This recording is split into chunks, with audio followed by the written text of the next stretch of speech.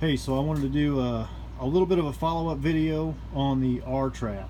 So, and I know the quality's bad here, I apologize, I'm just doing this with my phone. But the R-Trap, so I talked about these when I got them this summer.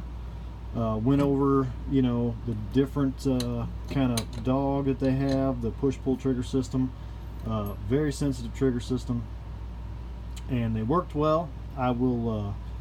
I'll put some photos that I took of some coons in these traps. I caught, I don't know, I didn't have a lot of these traps out because I wasn't really targeting coon this year. Obviously, with the price being down, I don't think anybody's hitting them quite as hard as they used to.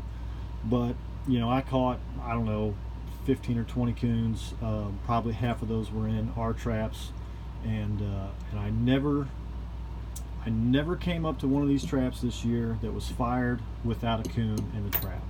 So I think that's a good testament to how sensitive that trigger system is. If a coon comes up to these traps and goes for your bait inside the trap, there's a really good chance that trap's going to fire and you're going to catch that animal.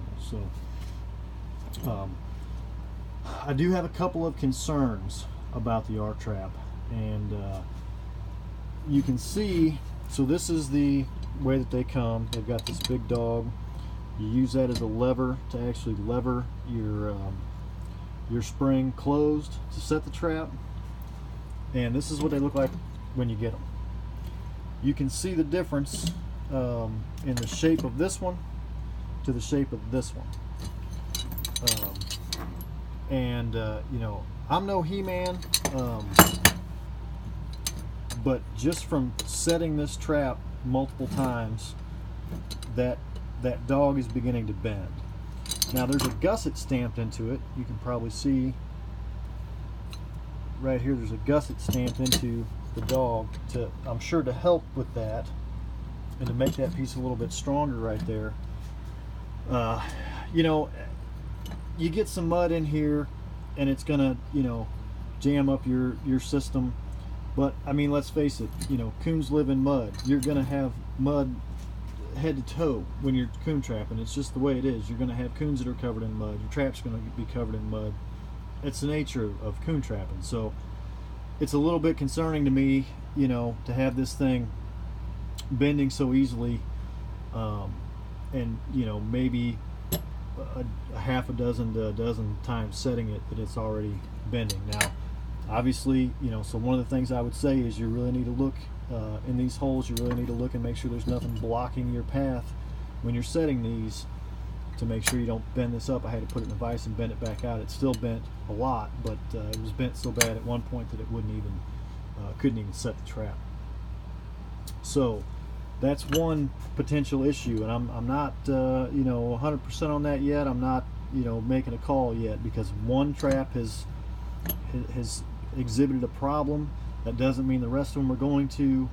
You know, this particular handle could have been a little bit you know, funky in the heat treat or whatever, and it could just be a little bit softer than the rest of them are. So I'm not going to make a, you know, some broad sweeping statement on that just yet, but I'll let you know as we get through summer and I get them cleaned up. I'll set them a couple of times and see what happens, and then, you know, I think next fall will be another good test, next trapping season. Another thing about them is the trigger system, and you can see there that it's a very small set of teeth on either side of the trigger, and then there's a very small set of teeth on the dog, and those, you know, you have to line those up in order for the trap to hold in the set position. Again, coon trapping, wet, cold, muddy, gloves on, side of a riverbank, you know what I mean. My eyes aren't as good as they were when I was younger, so it can be difficult to get these traps to set. You know, I mean, it's a very sensitive trigger, and like I said, I never had a trap that was fired without the animal being there when I got there, which is a very good thing in my opinion. But they can be a little tricky to set and reset out in the field when your fingers are numb and so on and so forth, because, you know, your area, your room for error there is very small. Another thing I will tell you about the R-Trap is this lever is longer than the dog on most of your other dog proofs, and it's shaped differently. So, and it's heavier, it's bigger. So if you set this trap and put your hand like this to shove it down into the ground, you can see that when this trap fires, this dog flips all the way to there, which isn't enough room to get my hand under without it smacking the ever-loving crap out of my knuckle. Ask me how I know, right? So my advice is, if you get this trap set and you want to shove it down in the ground, grab it like this, push it down in the ground like that, resist the urge to put your hand on top of it and shove it down in, because if you do, and this, which sticks down just below the bottom of the trap, bumps the ground, which it will, this thing's going to come flying at your knuckle at a very high rate of speed, and your knuckle may or may not be purple for a couple of days after that happens. You'll only do it once, probably. But anyway, that's another thing to be a little bit cautious of, is they will smack the snot out of your knuckles if you try to push them down on the ground like this. So more like this, right? The other thing that I learned, whenever you get the R-Trap, they're going to have this tag riveted onto the front. I don't know if it's aluminum. I think maybe it's aluminum. But the coons like to eat it for whatever reason. They pull on it and chew on it, and if you catch several coons in one, they're likely to pull it off entirely.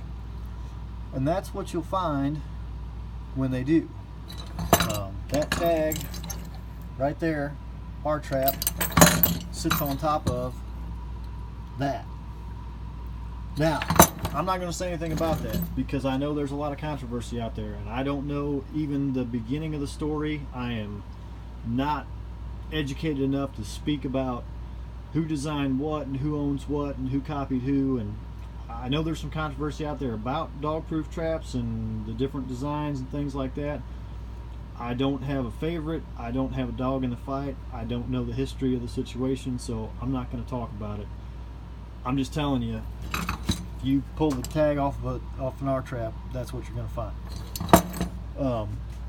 I got these R-Traps from Sudden Valley in Missouri, so that was one of the reasons that I got them, because I'm trying to support Missouri guys, and good, bad, or indifferent. That's what I went with, and that's why I got them, and that's the situation there. Talking about bait that I use this year, got this from Funky Trap Tag, crawfish oil. Works very well, very strong smelling.